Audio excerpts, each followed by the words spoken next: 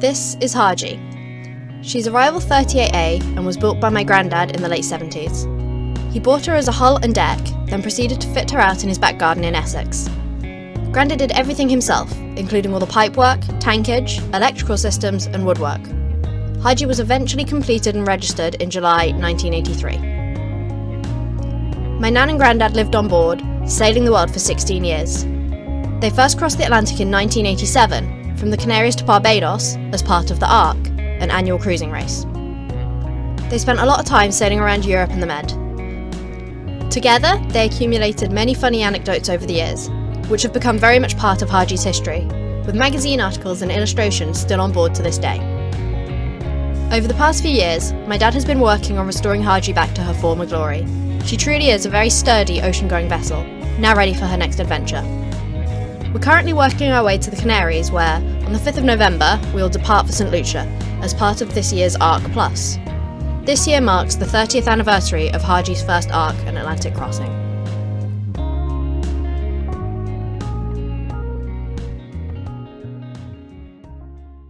Lately we've had lots of requests for a video introduction of Haji, and since we've been here and have some spare time in Lisbon, we thought we'd give you a tour. Come on board. Here we have one of our 2 solar panels, which replenishes the batteries whilst we're out at sea, and it's set up on a quick release system so that if we had to, we can quickly access the life raft that's underneath. Unlike some modern boats, Haji doesn't have her lines run back to the cockpit, so when we need to hoist the sails or if we had to put in a reef, everything happens up here. So especially in rough seas, that becomes a little bit more exciting. Wrapped up here is our inflatable dinghy, so we don't use it when we're in marinas, but when we're out at the islands, that's going to be our main way of getting around and doing some exploring. And right up here, our favourite spot for watching dolphins.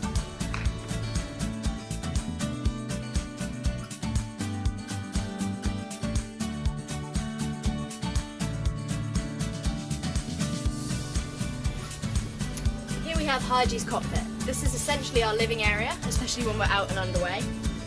So Haji has a tiller. Lots of boats do have a wheel, but a tiller means there's less that can go wrong and it's easier to fix. We even have a spare just up there. We don't have to steer all the time. We do have a few different auto helms. We have one electronic one that clips onto this pin, and we also have Ari, who is our Aeris wind vane on the back there. Here we have our second solar panel. Again, great for topping off those batteries when we're out at sea. And we also have a wind generator, not running right now, but when there's no sun and overnight, that's another great way of keeping the batteries topped up. Now we'll go down below.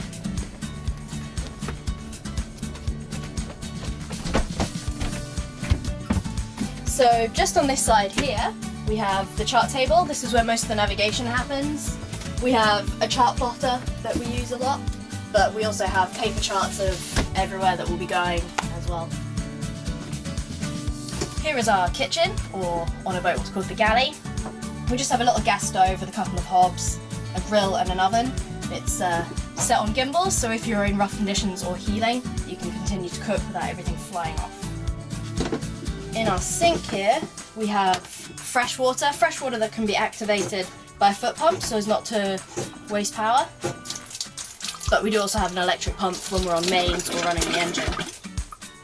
And then this one here is a saltwater pump, which is great for just rinsing pots and pans and that kind of thing when you're out at sea and you know the water is clean enough.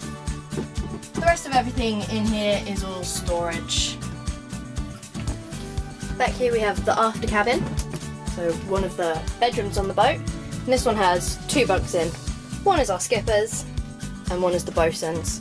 And in here they have some drawers just for storage of clothes. Everybody tends to have their own personal space where they can keep their own items during the crossing.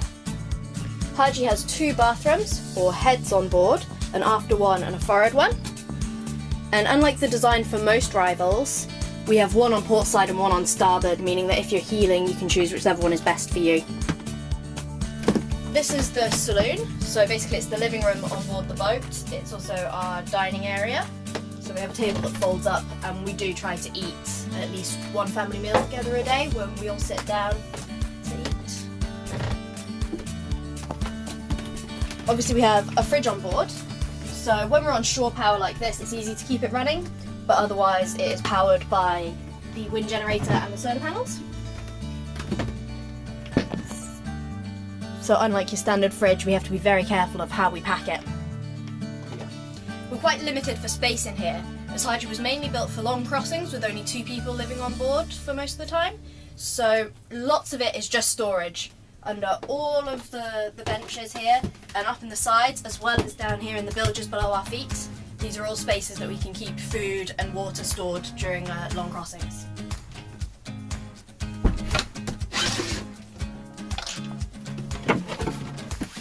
We haven't stocked up yet, but this would often be one for beers, waters or canned foods. Obviously Haji is also our home, so we do have little home comforts, such as our bookshelf here. Lots of reading gets done during long crossings.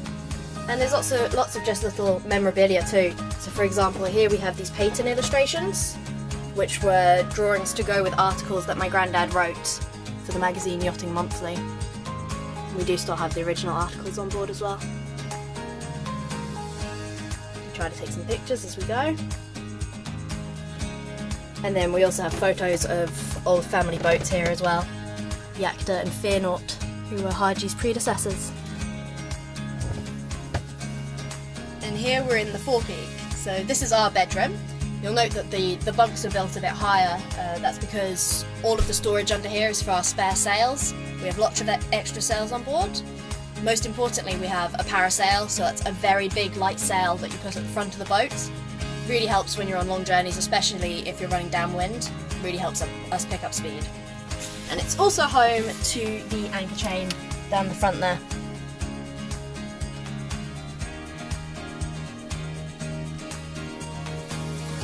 We are even lucky enough to have our own ensuite. So like I said, this is the forward heads. This is the toilet that gets used the most often.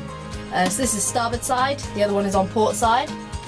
So we have very old-fashioned traditional pump toilets with a rubber seal. Once you're done, you have to use this handle here and give a nice steady minimum 20 pumps and then wait for a few seconds before repeating the process. Especially on long crossings, Haji is all about storage. I'm lucky enough that I actually have a cupboard for my clothes. Lots of things are stored here. We also have all of our world flags, as well as our oilskins, life jackets, and our inflatable kayak. We're very much looking forward to getting that out once we're in the Caribbean. I just have one last place to show you. My favourite place, up the mast. In my opinion, the steps up and down the mast was probably one of the best additions that Granddad put on Haji, because it's just one of my favourite places to come and sit.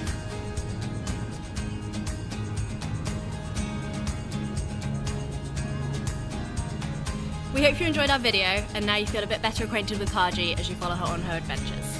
If you have any questions, comments, or if you want to know more about Haji or our adventure, just leave a comment below.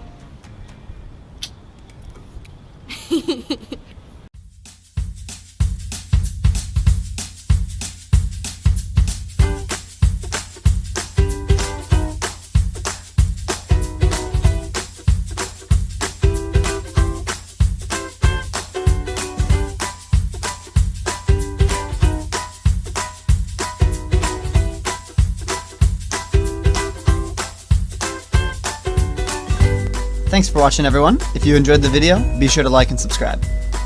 You can also follow us on Instagram and Facebook.